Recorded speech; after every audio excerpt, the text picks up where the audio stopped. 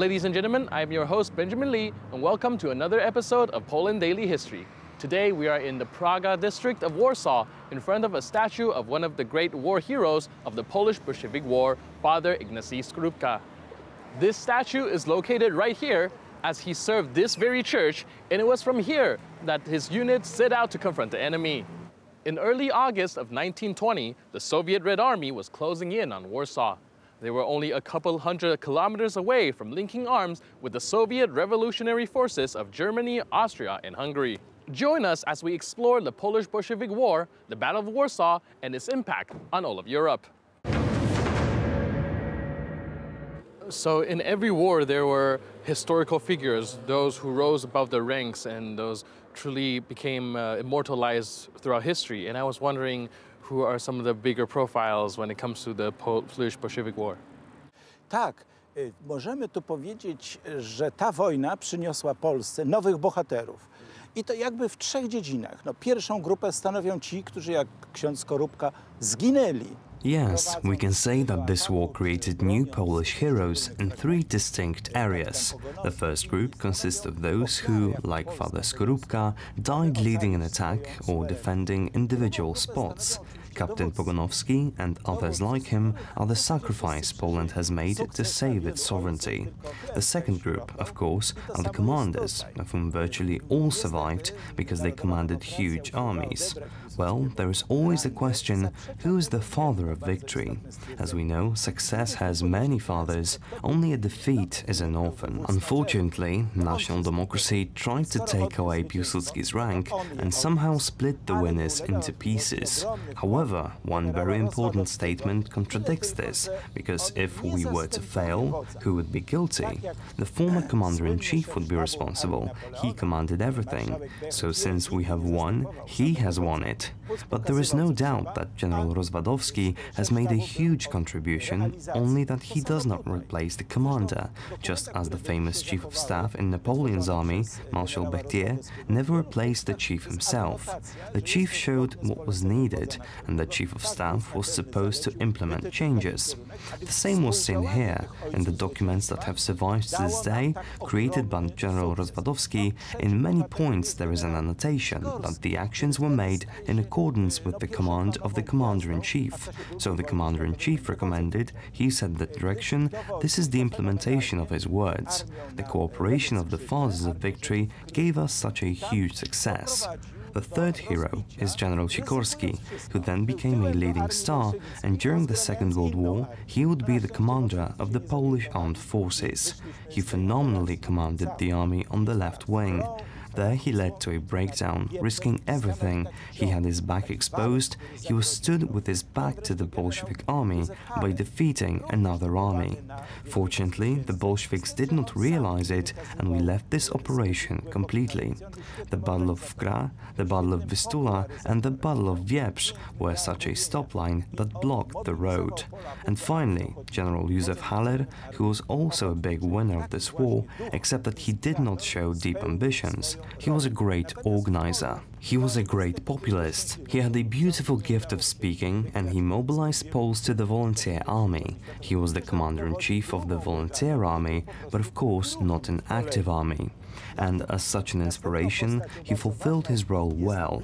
While in the field, unfortunately, he was an unfortunate commander, and he failed to win a significant number of battles during the First World War. Anyway, he commanded the 2nd Brigade and was the second in command overall. The next character, very important, is the close associate of Marshal Józef Piłsudski, General Lucjan Żeligowski, who, with the Iron Brigade, right here, using city buses, just like in Paris during the First World War, brought the 11th Shooters Division to the battlefield in the evening. There was a dramatic situation because the machine guns overheated and got jammed. These machines have such an unfortunate fault that the bullets get stuck and the rifles can thus become useless. Polish soldiers panicked, withdrew and abandoned their equipment. At the time, General Żeligowski's troops arrived and replaced them. Because they were very strong in spirit, they rushed to bayonets and stopped, and then pushed the Bolsheviks out of Radzymin. The hero of this war is also General Juliusz Rommel, who formed a huge cavalry unit, commanded the main attack of the 10th Cavalry Regiment, which crushed Budyonny's Cossacks. And so, from General Iwaszkiewicz, who also came from the eastern borderlands, to the Ukrainian generals, Bezruchko, Ovsienko, and a few others who accompanied until the end of the Polish army, they were allies who did not betray us. Do końca armii polskiej. To był sojusznik, który nas nie zdradził. So now we know a little bit more about the prominent figures on the Polish side. I was wondering if you can tell me a little bit about the Russian side of things, especially I know some prominent figures involved, like Stalin, for example, was pretty big. And who are the other people and what did they accomplish? Pamiętajmy, że Stalin był tak zwanym oficerem politycznym. Czasami ważniejszym od głównego dowódcy. Potrafił zmieniać jego decyzje. Let us remember that Stalin was a so-called political officer, sometimes more important than the main commander. He could change his decisions, watch over the political goals and truthfulness of a given commander, so that he would not turn out to be a traitor. Trotsky, a Russian Jew in command of the entire Soviet armed forces at the time, who was actually named Leyba Bronstein, but officially used the name of Leon Trotsky, was both the Minister of Foreign Affairs and the organizer of the so-called Red Army, which was the workers' and peasants' army. His most important commander on the Western Front was Marshal Mikhail Tukhachevsky, who was given the command of both wings of his army at the last moment. One was heading towards Warsaw and the Vistula, and the other towards Lviv.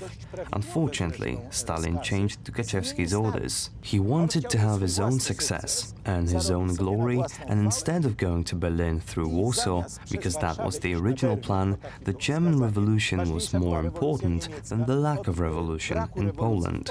It was the disregard of Poles that took revenge on Bolsheviks, and in turn, Stalin wanted to go through Lviv to help the fallen Hungarian Revolution, where thousands of Bolsheviks were plotting something underground. Therefore, somewhere between Lviv and Warsaw, a huge hole was created, which was used by Poles without fail. Were it not for this competition, if these commanders listened to the main commander, it is possible that it would be more difficult for Poland to succeed, and perhaps it would be impossible. But we cooperated well enough. Let us remember that almost all Austrian intelligence went to the Polish army. Poles had the best cryptologists and deciphers.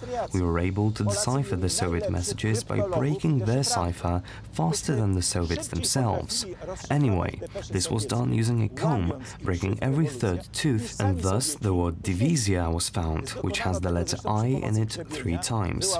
In this way, the broken code visualized the mess in the Soviet command, which we used very well.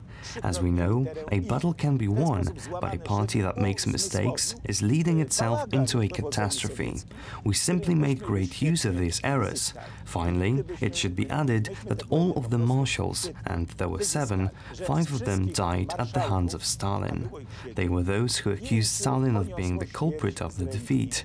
Only those of his close allies, the then legendary Budyonny and Voroshilov, survived, and Generals Blicher, Tukhachevsky, Sergeyev, and a few others were killed. These commanders, Yakir or Bryshkian, were also murdered in 1937 as guilty of the defeat with Poles. Stalin completed the Battle of Warsaw, murdering its Soviet commanders. As we know, the Soviet army was therefore unable to begin the Second World War, but that's another story. Sowiecka dzięki temu nie była zdolna do przystąpienia do II wojny światowej, ale to już inna historia. The Battle of Warsaw was the decisive point of the Polish-Bolshevik War. It saved Europe from an imminent communist invasion and gave Poland a vital 20 years as an independent state before the outbreak of the Second World War. I'm your host, Benjamin Lee, and I'll see you next time on Poland Daily History.